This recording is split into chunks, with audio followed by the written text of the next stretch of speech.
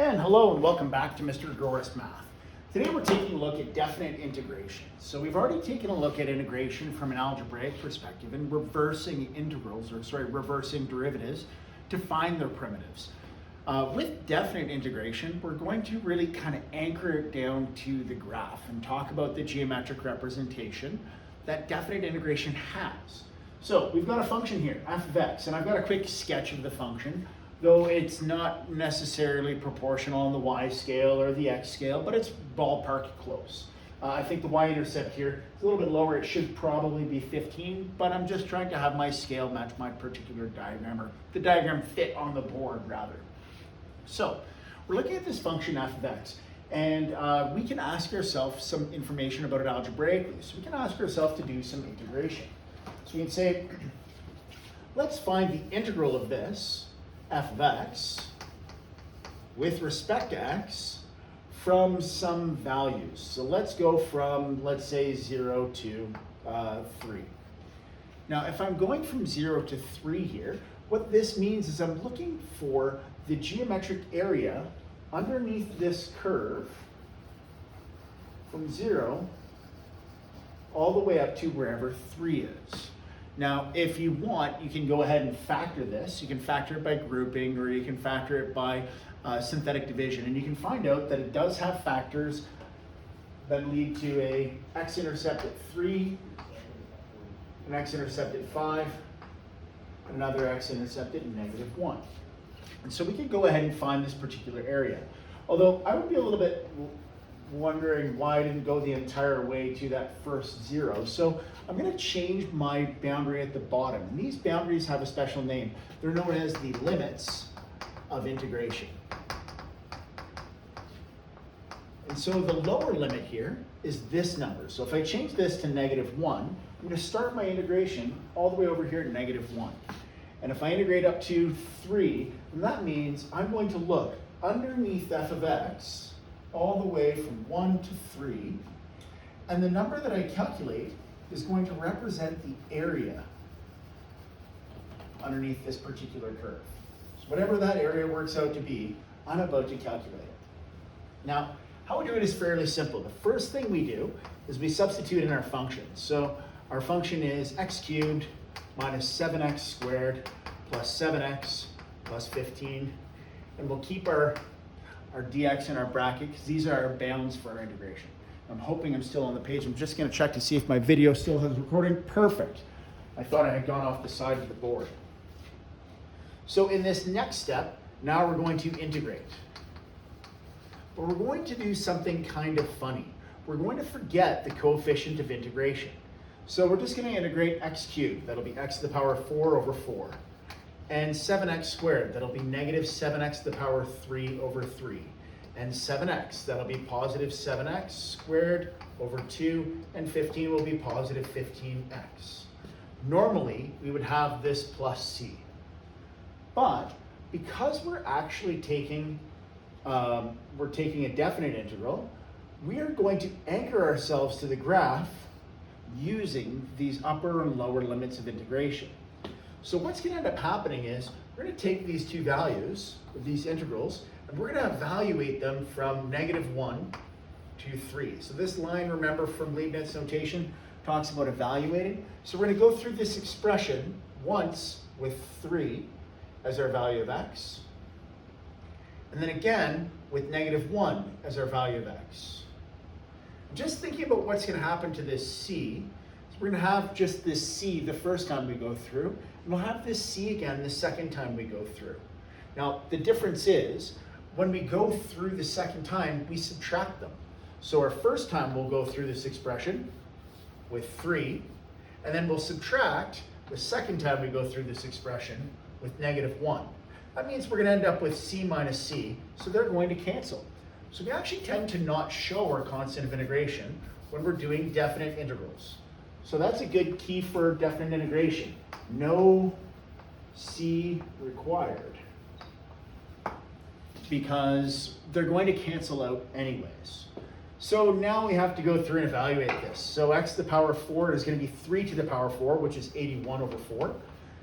7 times x to the power of 3 is 7 times 27 over 3, so that's 7 times 9, so that's negative 63. Then 7 times 9 over 2, so that's going to be 63 over 2. And then 15 times 3 is 45. Continuing on, we'll go through with negative 1. So we have negative 1 to the power 4 over 4 is 1 over 4. Then we have negative 1 to the power of 3, so that's negative, but it's times a negative, so we'll have plus 7 over 3. And then negative 1 squared, so it'll be positive, so we'll have again 7 over 2, positive. And then we have negative 15. And so now we just have to subtract these. Now, nicely sometimes it kind of tends to work out a little bit.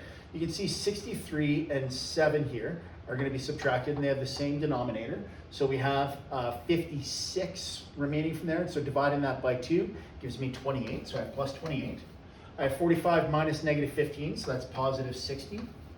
I have 63 here, so I'm just going to leave that 63 there. And I have 81 minus 1/4, so that's going to be 80 over 4, or 20. And the only other number that I haven't dealt with yet is this 7/3. So I have to remember I'm subtracting 7/3.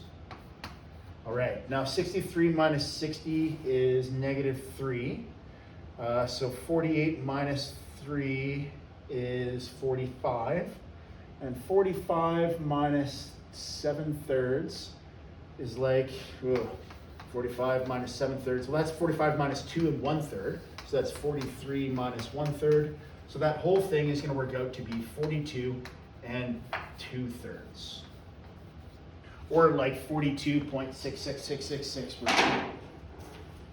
So we know this particular area here is 42 2/3. So the expression we might use to find this area would be the integral from 3 to 5 of x cubed minus 7x squared plus 7x plus 15 dx. I'm going to show you that we can do that on our calculator. So I've got my calculator here. I'll turn this on.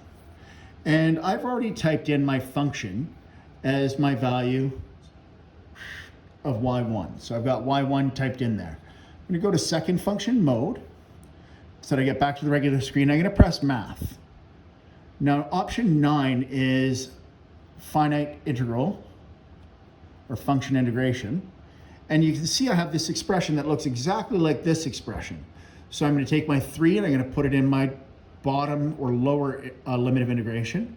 My 5 will be in my upper limit of integration. And I'm going to use y1 here. So I have 3, 5, and alpha trace brings up my list for y1. Remember, that would be the same. That'd be the same as though I could just type all of those numbers in that location. And then x. So this is going to give me my value underneath. I wanted to notice that it's negative. So I have negative 6.666, or negative 6 2/3. So this area right here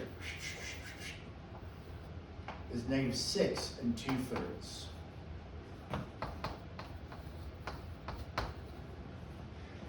Now, it's negative because it's underneath the curve.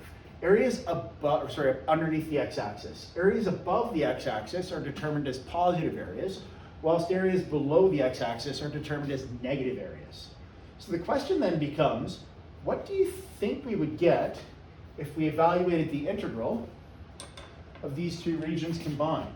So what would we get if we evaluated from negative 1 to 5 of f of x dx? And the nice part about integration and definite integrals is if we already know partial integrals along here, we can determine that, well, just adding them up is going to get us to our correct answer. So, that shouldn't be an equal sign, that should just say dx. So this is actually going to be equal to this first integral, the integral from negative 1 to 3 of f of x dx,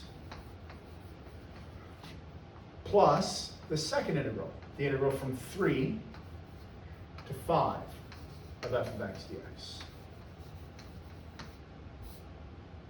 And if you take these two values, negative 6 2/3 and 42 2/3, you'll find that this entire integral has a value of 36. Now you can use your calculator, or you can calculate them separately by hand, and that would be a good practice to see if you're really doing this step where you're substituting in those two values correctly. The numbers will get kind of large sometimes. I endeavor on my questions on tests to choose smaller numbers so that we're substituting with nicer, easier things. Although you can run into a little bit of messy things with higher degree polynomials.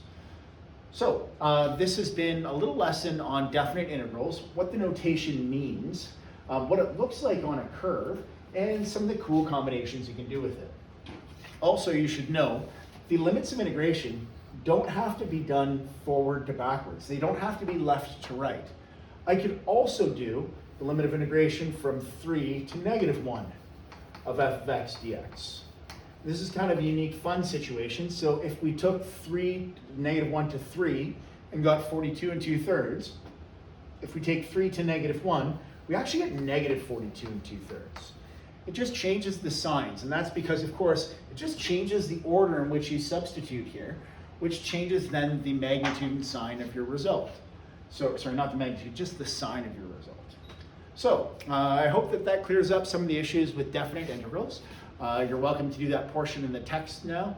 Don't forget to hit like, subscribe, and ring that notification bell so you can see when the next videos drop. See you next time.